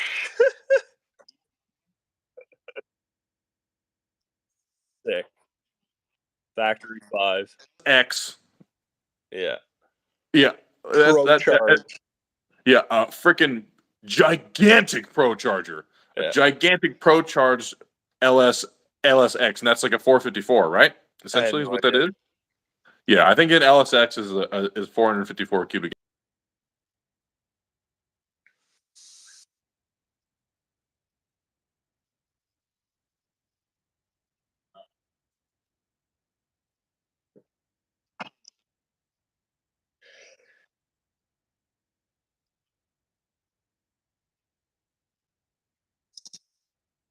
Some people do it, man. Every single year I see someone in a Cobra. And like I've seen it's like pouring rain and How to do it? they're wearing like a rain jacket and stuff. I don't know how it's enjoyable. That's insane. That's insane to me. Yeah, I love the Panteras. 351 Cleveland is killer. Yeah, so I would probably do some other sort of Ford engine other than like the 351 Cleveland, but yeah. Bryce, you were on the power tour with Craig from San Diego. Yes. So yeah, it was me, Craig, Mike, Dylan McCool, Kevin, Junkyard Diggs, the DeBoss guys. Huh? Everyone was there. Yeah. Everyone. Yeah. This year, everyone was there. Solomon except was for there. Mook wasn't there. Mook wasn't there. Yeah. I mean, but Kevin wasn't. Emily Reeves. Yeah. Kevin wasn't really planning on going on power tour. He was supposed to go to Solomon's or something. No, he wasn't going to go to Solomon's. He didn't even know Solomon. Yeah, he went to go buy like a cab or something off of Solomon. Really?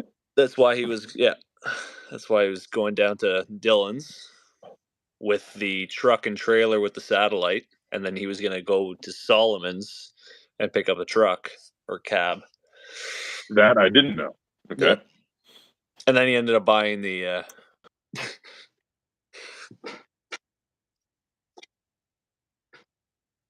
his like little mullet shake in Mike's car. Like I should post that as a story. Dude, you should. It's freaking hilarious. So, before I went on Power Tour, my wife and I were talking. She was like, "I think it'd be a good idea for you to bring walkie-talkies and give them to your friends so we can communicate on the drive." So we did. So I gave one to Mike. So like, I'm in my car. Mike's in his car with Craig, and then me and Wyatt were in my car at that point because Wyatt's transmission had grenaded. But so like, we're coming up to this like a little stop, and I was like, "Hey, Craig, go ahead and give us a nice little like mullet shake." And I had it on film. And then he was like, "Oh, what?" I was like, "Give us a nice."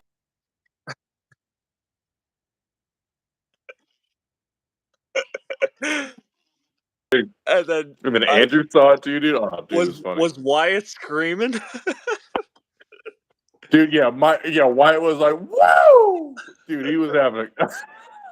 I think Wyatt almost got pregnant from that. It was it was crazy. Sorry. Have you guys ever heard of Factory 5 Racing? Yep. No. That's the Cobra Kit cars and Daytonas and. Oh yeah. Okay, yeah. That's where don't they do the Eleanor? No. Cars too? No. Who's the company that builds the Eleanors? Classic Creations, I think. Classic Creations. Okay. I think. Don't quote me on that. Bryce died. Did I die? Yeah. What does that mean? You were lagging hard. Oh, sorry. I think that's what they meant. Oh, 20 minutes from my house. Nice place. That's the Factory 5 place. Yeah. Oh, okay. Mine was a mid-states Cobra out of Nebraska with a 390 auto. That's cool, dude. I would love to have. Dude, there's so many cars I would love to have. Cobra Kit car would be one of them. That'd be cool. But the problem is like they are so. There are so many Cobra Kit cars when you go to like car shows. It's almost like kind of a bummer. Like when you see so many of them, you're just like, like, oh, here's another Cobra Kit car. Like, they are cool. Don't get me wrong, but it's just like, I just feel like the Cobra Kit cars are like very cookie cutter, and it's like once you've seen the first 5, then you've seen them all. Yeah, I mean, there's like the people that have the polished ones, like the polished aluminum ones. Those are sick. Like the actual, like CSX or whatever they're called, which is like a continuation of the original. But Tim Horton died flying down the 403 to the QEW. I think he was going to a Buffalo game or something like that. Was that the same guy who has those stores, the Tim Hortons? This is a hockey player. But yeah, I probably know the guy that your buddy bought the parts off of, because I don't know if he knows where the engine is or if he knows where the car.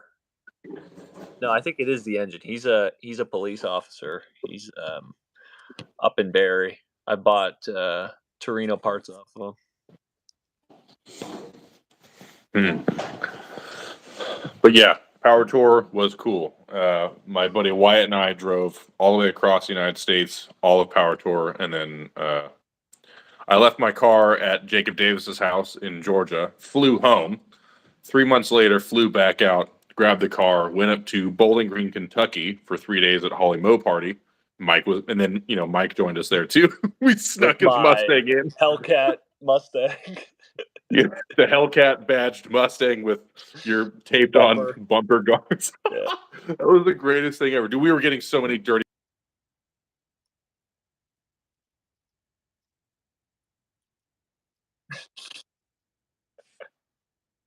What the hell is this guy doing? A Mopar. Yeah, and then I identify as a Mopar.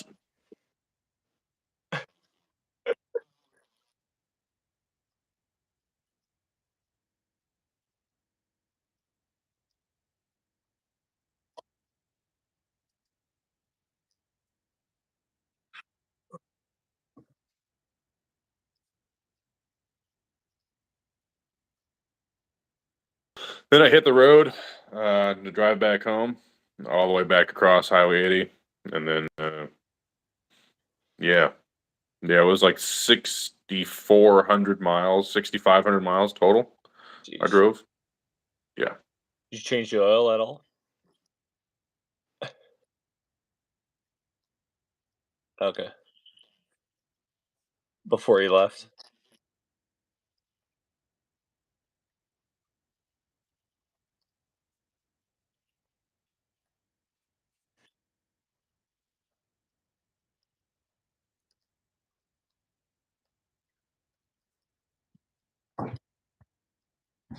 Good enough.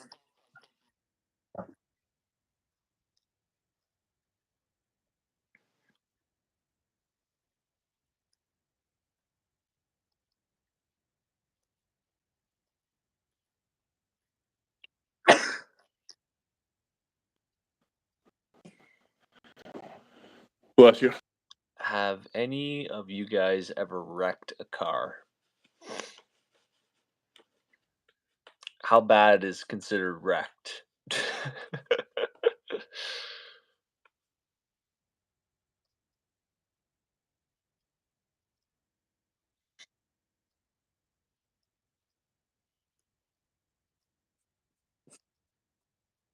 Around. We were in Victoria, actually. And we were getting crazy on the back roads, doing a little, drifty action across the road. And I'm sitting in the passenger seat. No, we didn't go. We didn't go off. We didn't go off an edge. So like, what happened was we started off in this other little road that comes out to the street. We come out, we get sideways, and then we pitch it back this way. But he overcorrected, went too far, and then we went bam, head first into an embankment. The whole car like went up into the air, spun around back the other way. We had plastic and all sorts of shit flying place. Airbags didn't go off for whatever reason, Wow. and we went like head first towards the damage. It broke the transmission. There was like trans fluid like pouring out like from underneath the car. Like it was raining too, so it was like washing down the street. It looked like someone was like dying. It was crazy. So we called his sister, and his sister came like to come pick us up or whatever. I pretended like I was like dying, like so like I Jeez. down like I got my ass all wet in the gutter, and I'm like, oh, I'm bleeding. She's like, oh my gosh, all your blood, and I was like, yeah. And she's like, I kind of started laughing. She's like, what's funny? And I was like, it's actually transmission fluid. She's like, you're a dick. But yeah, that was it. Yeah. But yeah, no, I've never wrecked a car. I hit a deer and destroyed my FRS, but other than that, never wrecked a car.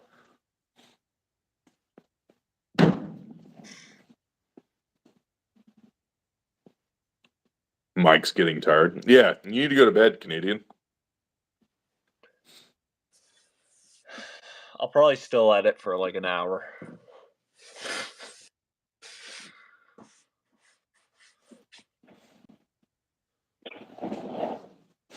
Oh, but see, like back here. So, like, I was looking at this, right? Filler panel.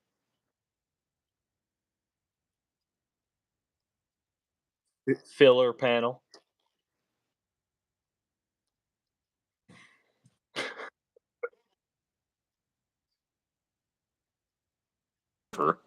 Is all rotted. So where this lays over and then welds to the rear package tray, this is all gone.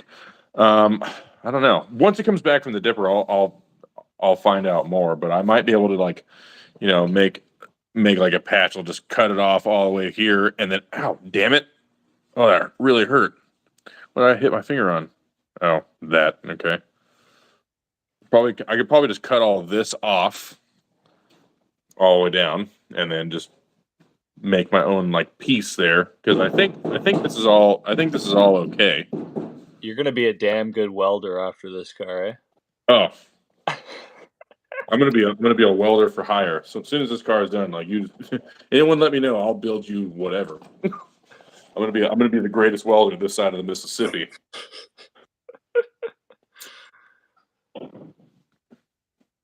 But you're the only Mississippi.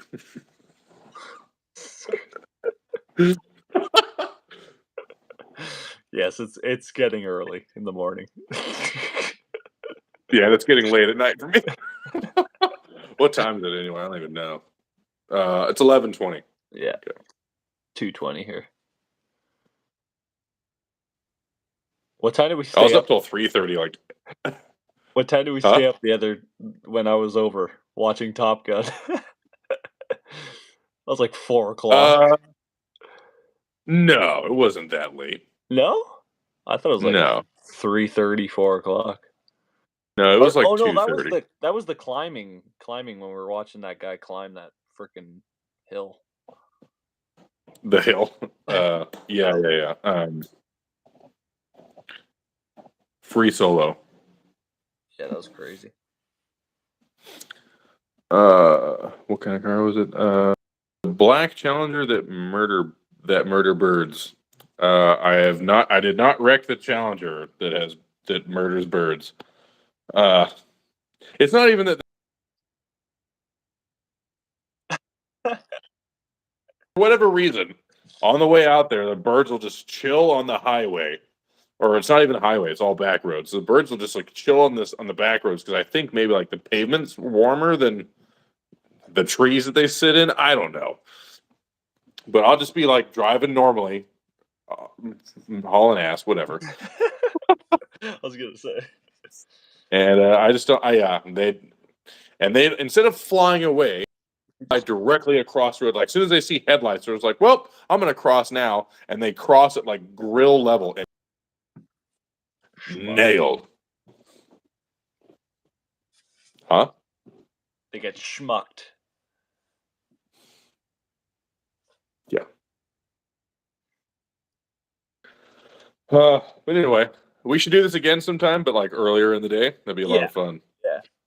Like when I started my live, like What time did you start it? 9:00 my time, Okay. Yeah. which is 6:00 your time. Yeah, for sure. And here we are at 11:00 your time and 2:00 in my time. Yeah, we'll do it like once a week instead of like doing like a podcast. It'll just be like a live cast, and we'll talk cars, we'll talk stupid crap. Sure. Ooh, that's new. Didn't notice that. That's a big asshole. Damn it. Was that the one Whatever. I was poking with the screwdriver? Oh, I don't know. You were poking everything with the screwdriver. All right, dude. I'm gonna call it a night. Well, you don't need to call it a night. It's already night. Well, it's actually morning, but I'm gonna. Yeah. Hey, Bryce, will you be at Sacramento Autorama? Possibly. I went there a couple years ago, and it was cool. I usually try to go to the Mopar shootouts at Sacramento Speedway. I'm probably going to go this year, obviously with the Coronet. I want to see what it does in the quarter mile. The car is a freaking rocket ship on the street, so I'd be curious to see what it does going down the track. But yeah, I don't know. I may or may not go to the Autorama this year. But if I do, I'll make a post and like on my Instagram, maybe on YouTube. I don't know. I usually only like post like stuff that I'm filming on YouTube, but yeah, I'll definitely let everyone know if I do decide to go to that. But yeah, the big events in California that I plan on doing. There's someone started this thing. I guess it's kind of going to be like a power tour on the West Coast. It's all going to be like so it goes. It's like 5 days, and it goes from spot to spot. The Redwood something or other. I don't know. I'm probably butchering it. I don't know what it's called. What about the March where that is? I do plan on going to um, Spring Fling down in Van Nuys with the Coronet. That's in April, I think, in the middle of April. But do you belong to a Mopar club? No, not really. Not officially, no, but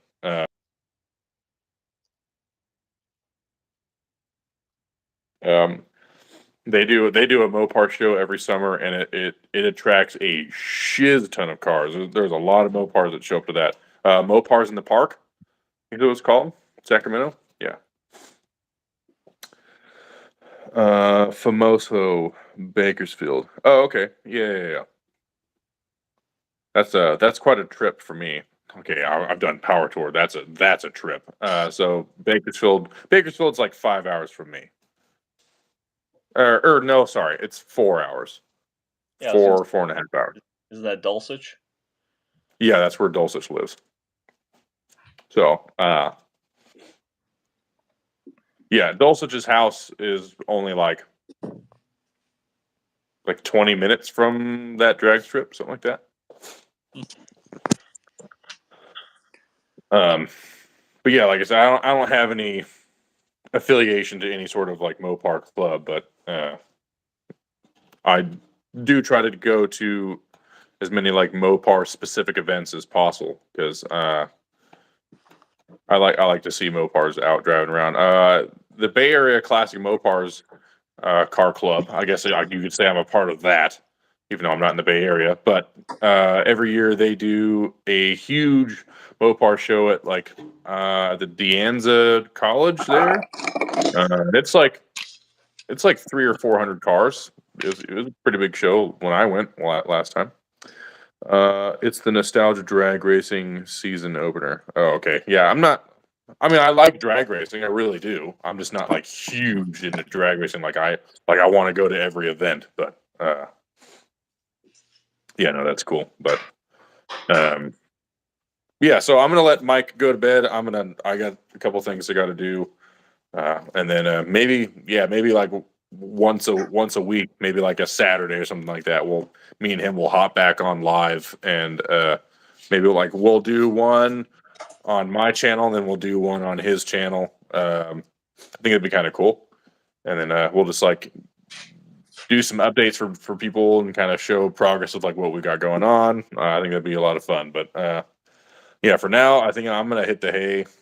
Mike's got to do some editing after he's done drilling holes in his cars.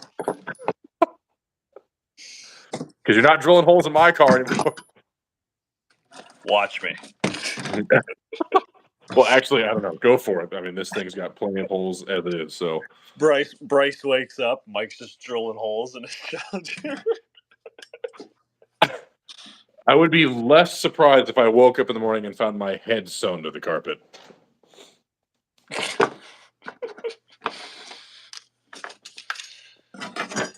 Hey, brother. And all the people that are still watching. Yeah, all 9 people. You guys are insane. Yeah, you guys are crazy. All right. Okay, guys. Be happy and be safe. Oh, we are safe and very happy. Any day above ground is a good day. That's right. Right. So, all right. I don't think I can end this thing. I think you have to. I think you're correct. All right, guys. Well, All right. that was fun. We'll see you next time. Indeed. That was fun. See you guys. Awkward signs.